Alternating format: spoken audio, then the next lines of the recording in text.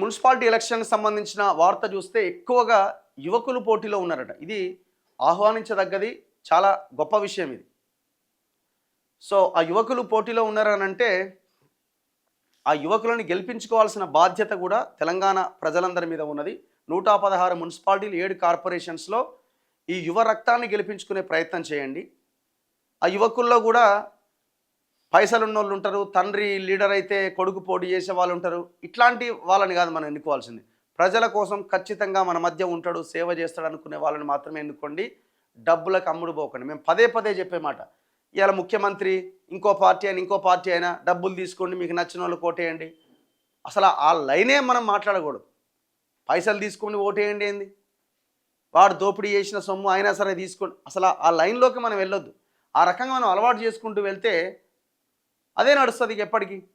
పైసలు తీసుకోకూడదు, పైసలు తీసుకోకుండా మనం ఓటేయాలి, ఓటు అమ్ముకోవద్దు. సో ఆ దిశగా ఆలోచించండి. ఈ ఎన్నికల్లో కూడా యువకులు బాగా పోటీ చేసిరట. మొన్న సర్పంచ్ ఎలక్షన్స్లో కూడా సో అందరిలో చాలా పెద్ద చైతన్యం, అవగాహన వచ్చింది. కొంత అమ్ముడు పోకుండా ఓట్లేసిరు, డబ్బులు ఖర్చు పెట్టకుండా గెలిచిన వాళ్ళు కూడా చాలామంది ఉన్నారు. సో కాబట్టి ఈ ఎలక్షన్ కూడా అట్లా జరగాలని మనం కోరుకుందాం. భవిష్యత్ తెలంగాణ నిర్మాణం కోసం ఒక అడుగు ముందుకేయడానికి ప్రయత్నం చేద్దాం. పుర ఎన్నికల్లో యువ రక్తం 40 ఏళ్ల లోపు వాళ్ళు 56% ఉన్నారట. 40 ఏళ్ల లోపు వాళ్ళు దాదాపు 56% మంది పోటీలో ఉన్నారట. 40 నుంచి 50 ఏళ్ల వాళ్ళు దాదాపు 31.8% ఉన్నారట. 50 ఏళ్ళు దాటిన వాళ్ళు కేవలం 12% మాత్రమే ఉన్నారట.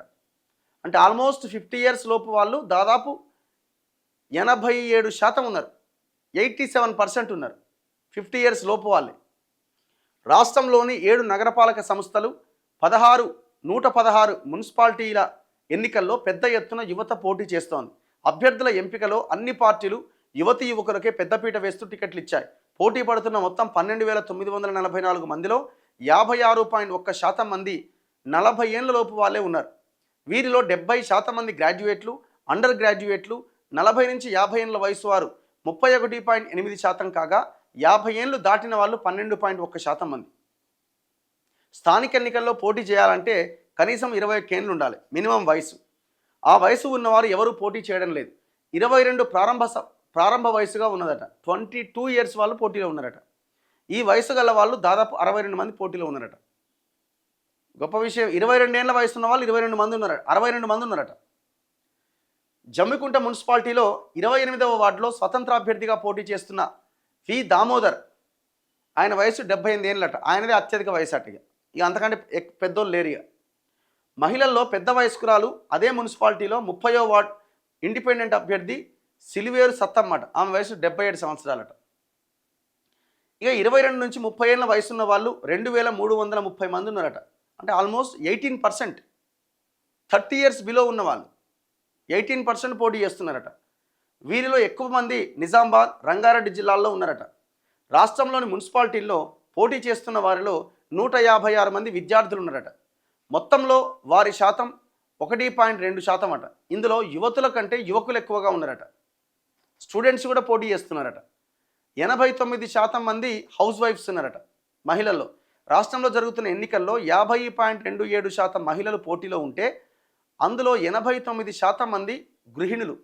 పోటీ పడుతున్న 6,508 మందిలో 5,435 మంది హౌస్ వైఫ్స్ అట.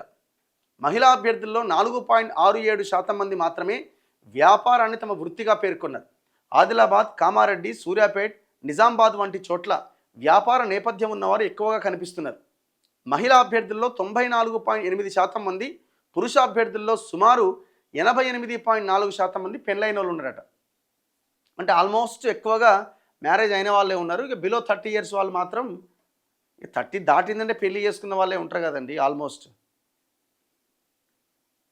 సో ఇది మంచి పరిణామమే. అందులో కూడా మంచి వాళ్ళని ఎన్నుకునే ప్రయత్నం చేయండి.